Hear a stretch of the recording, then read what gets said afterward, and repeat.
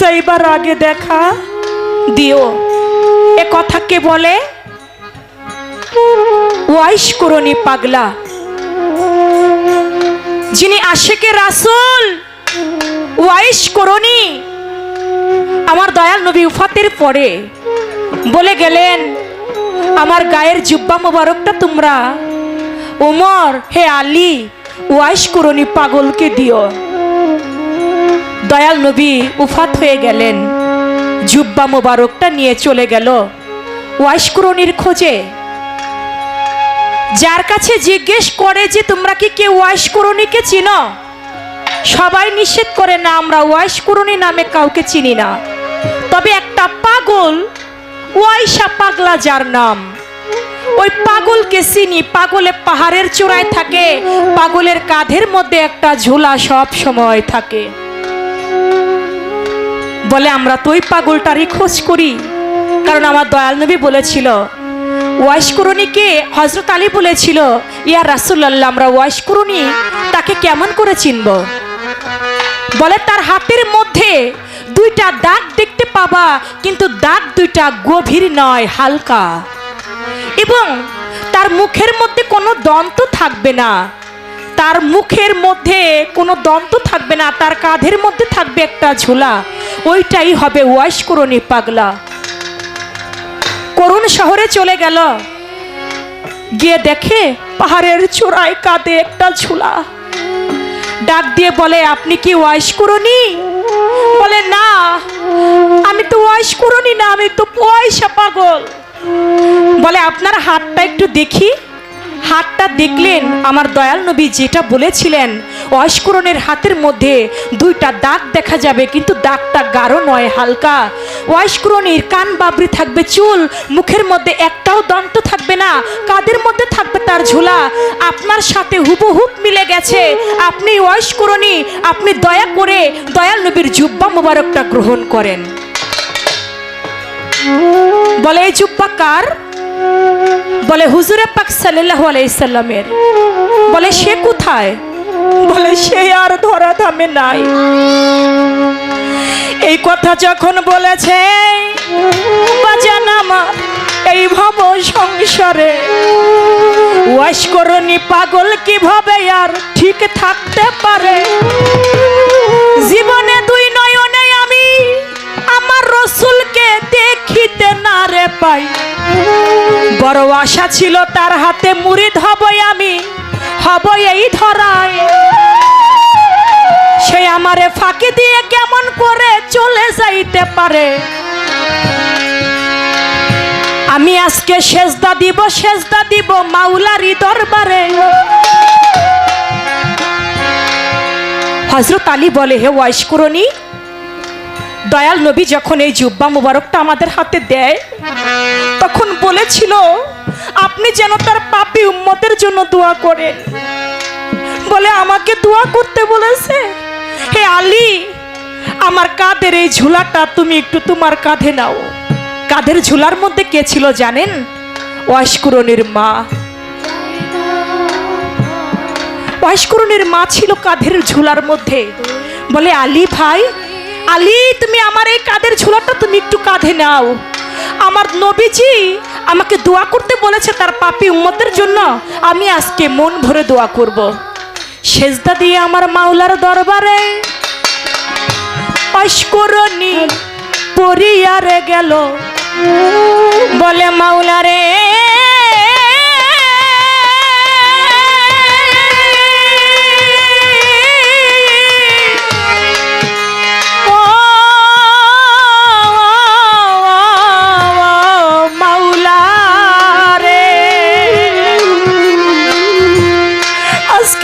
সেজদা দিয়েছি তোমারই দরবারে, সেজদায় আমি উঠাবো না যতক্ষণ 16 আনা উম্মতের গুনাহ মাফ হইব এই ভব সংসারে। আমার আল্লাহ কয়, ওয়াইশ করণী আশিকি পাগল, তুমি সেজদা উঠাও। আমি আমার হাবিব, আমার বন্ধু পাপী উম্মদের 16 আনা গুনাহ থেকে আমি 4 আনা উম্মতের গুনাহ মাফ করে দিলাম, তুমি সেজদা উঠাও। বলে হবে না, 16 আনা উম্মতের গুনাহ মাফ করতে হবে। আমার আল্লাহ কয় ওয়াশ করনি, আমি 8 আনা উম্মতের গুনাহ মাফ করে দিলাম, তুমি সেজদা উঠাও। বলে হবে না, 16 আনা উম্মতের গুনাহ মাফ করাইতে হবে। আমার আল্লাহ কয় ওয়াশ করনি, আমি 12 আনা উম্মতের গুনাহ মাফ করে দিলাম, তুমি তোমার সেজদা উঠাও। তারপরও বলে না হবে না, 16 আনা উম্মতের গুনাহ মাফ করতে হবে। এর মধ্যে হযরত আলী ডাক দেয়, হে ওয়াশ করনি, আমি যে কাদের ঝুলাটা আর বইতে পারছি না, আমি যে মাটির মধ্যে ডেবে যাচ্ছি, তুমি তোমার ঝুলাটা নাও। ওয়াশ করনি পাগল চিৎকার দিয়া বলে, হযরত আলী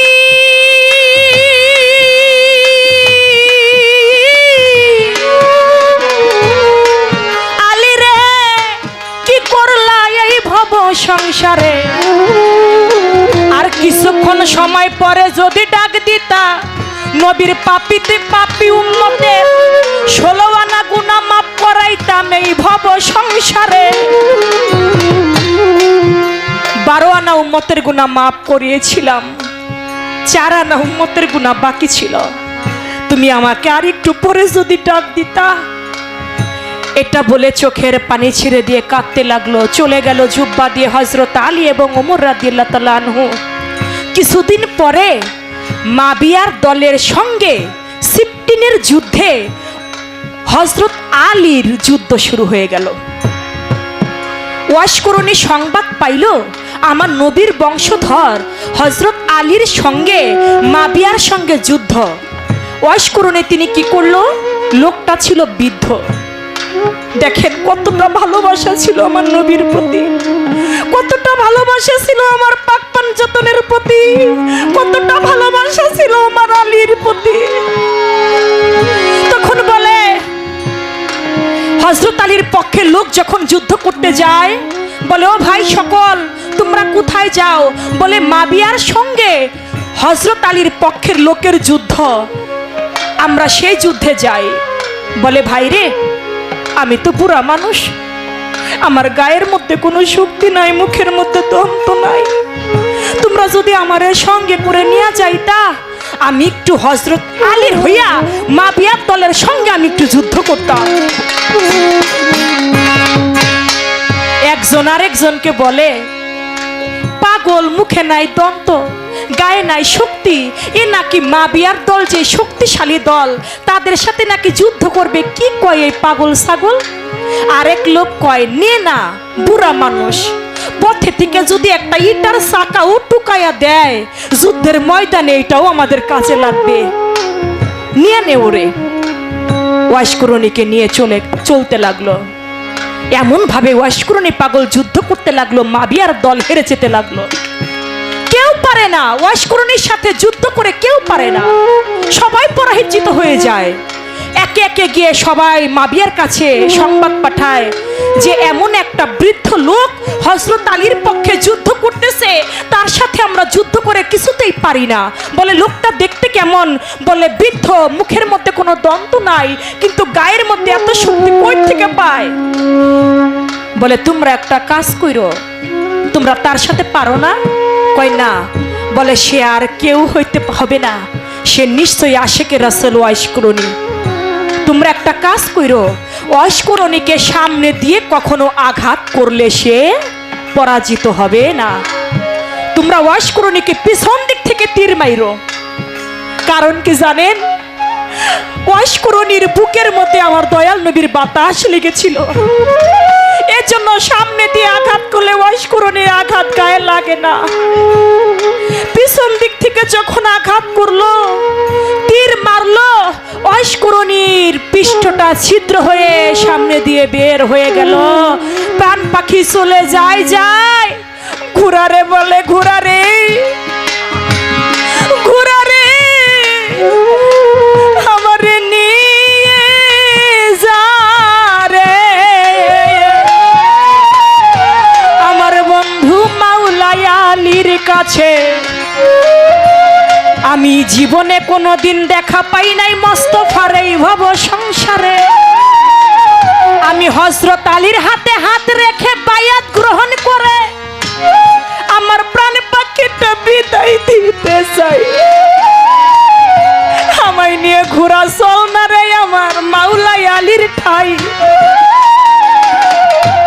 ঘোড়া পৃষ্ঠের মধ্যে একটা কামড় দিয়া ওয়াইশ করণীর নিয়ে গেছে মাওলা আলীর কাছে। মাওলা আলীকে বলে, দয়াল, জীবনে কোনোদিন রসুলকে দেখি নাই, বড় ভালোবেসেছি, মহব্বত করেছি, আপনাকে বেলায়েত দান করেছে, আপনি বেলায়েতের সর্দার। আমার বড় ইচ্ছা ছিল সচোখে আপনাকে দেখে আপনার কোলে যেন মাথা রেখে আমি মরতে পারি। আজকে মনে হয় আমার সেই বিদায় শয্যা চলে এসেছে। আপনি আমাকে আপনার পায়ের মধ্যে একটু শোয়াবেন। মাওলা আলীর উরুর মধ্যে ওয়াইশ করণীকে শোয়াইলো। হযরত আলীর মুখটা দেখে দেখে ওয়াইশ করণী পাগলা চির বিদায় নিয়ে চলে গেল।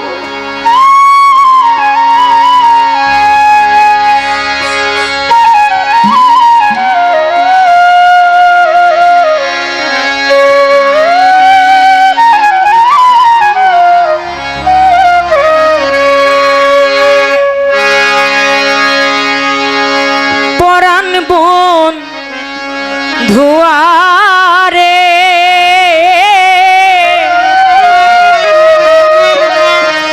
পহরান যাইবার আগের দেখা দিও।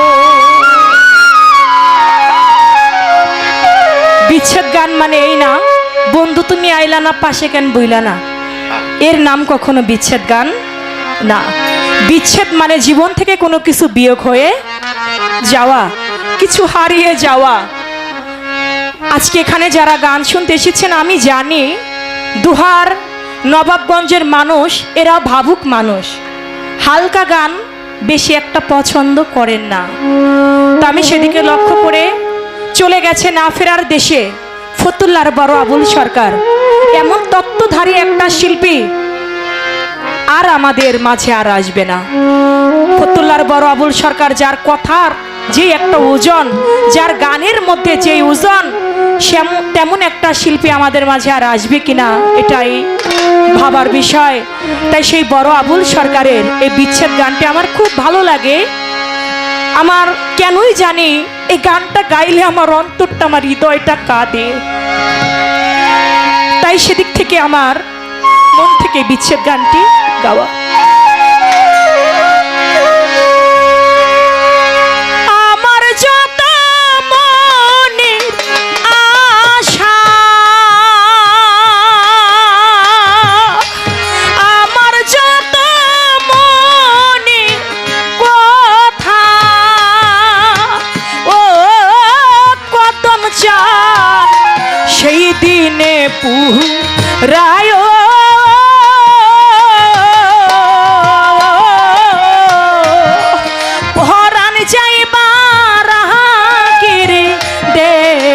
দিও। পরাণ বন ধোয়ারে পরাণ যাইবার আগের দেখা দিও।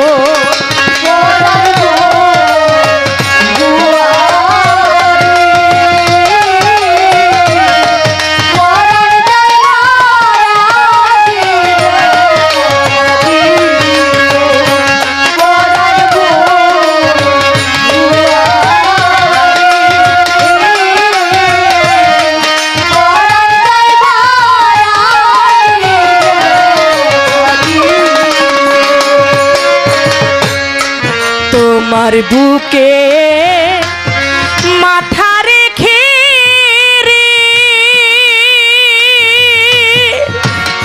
ওরে আমি রহিব ঘু মায়া।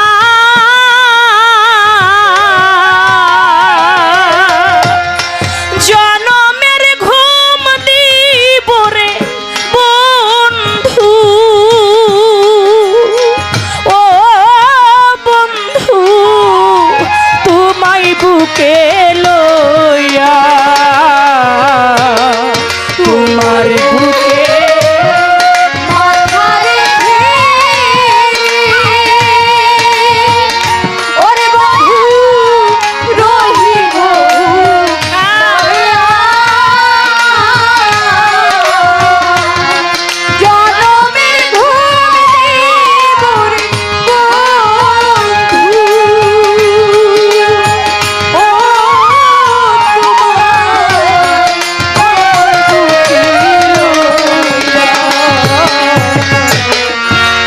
তোমার বুকে মাথা রেখে রে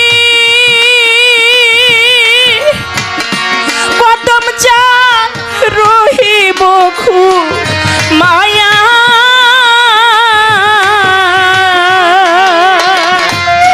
জনমের ঘুম দিব রে জৈনপুরী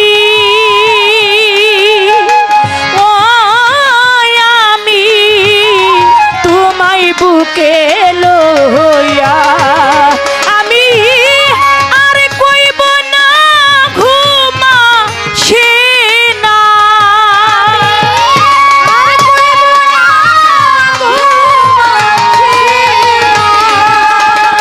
ওরে আমি আর কইব না ঘুমা সে না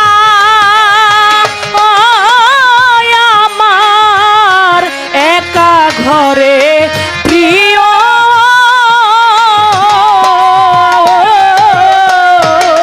পহরান যাইবার আগের দেখা দিও পরাণ বন্ধুয়ারে পরাণ যাইবার আগের দেখা দিও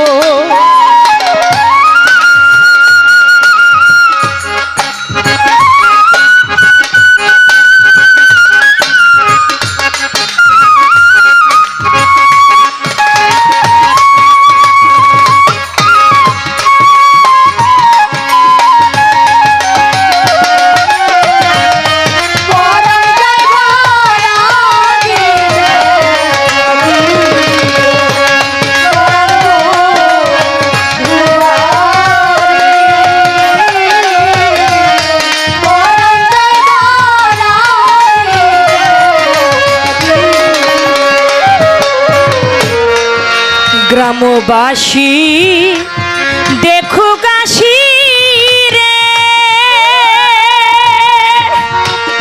জয়দর চান কদম চান তোমার বুকে আমি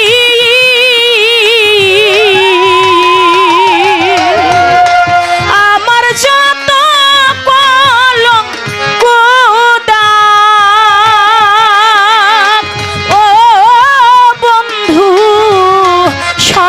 যাবে না আমি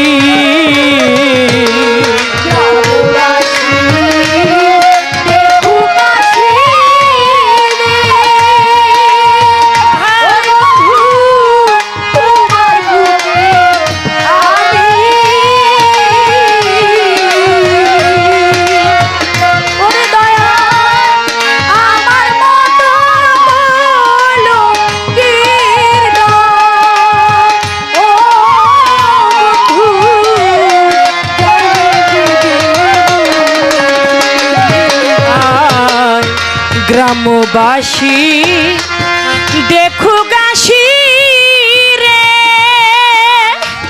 অপরিম তোমার বুকে আমি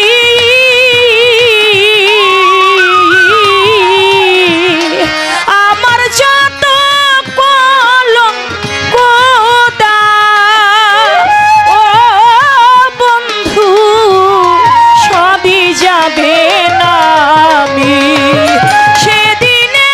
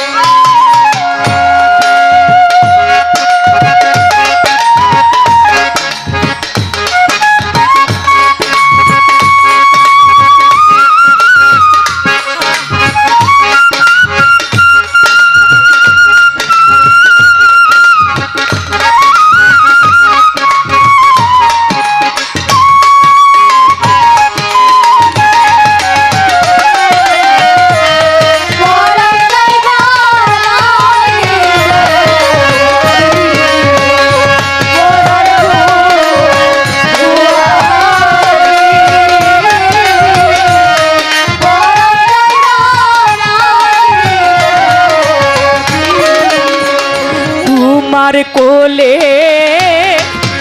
মাথা রেখে রে ওরে আমি রহিব খুব মায়া জনমের ঘুম দিব রে বন্ধু ও করিমশা তোমায় বুকে লইয়া কদম চার তোমার বুকে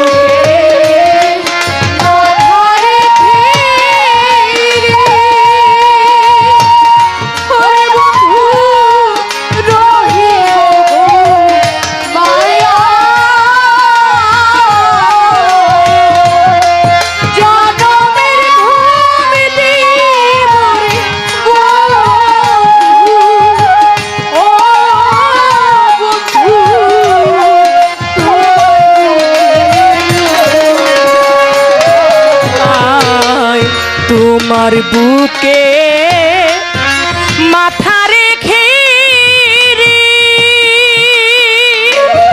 খাজা বাবা রহিব ঘু মায়া জনমের ঘুম দিব রে শানা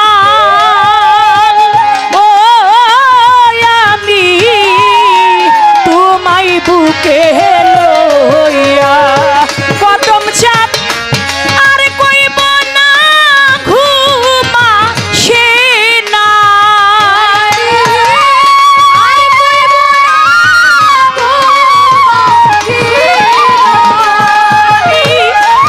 আর কইব না ঘুমা সে না ও আমার একা ঘরে প্রিয়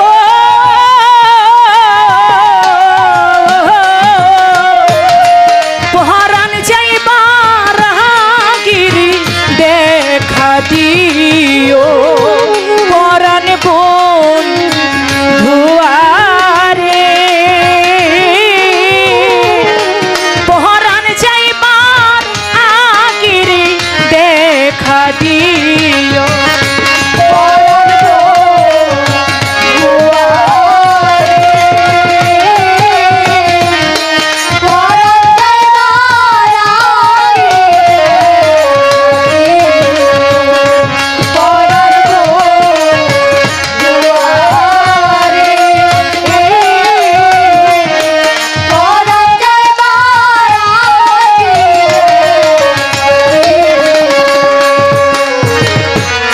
সেই দিনের দিন শেষের দিন রে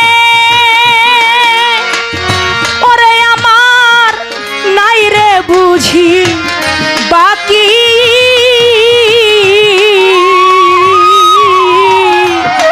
তোমারে দেখিয়া যেন ও কদম চাঁদ যাই মোর পরাণ পাখি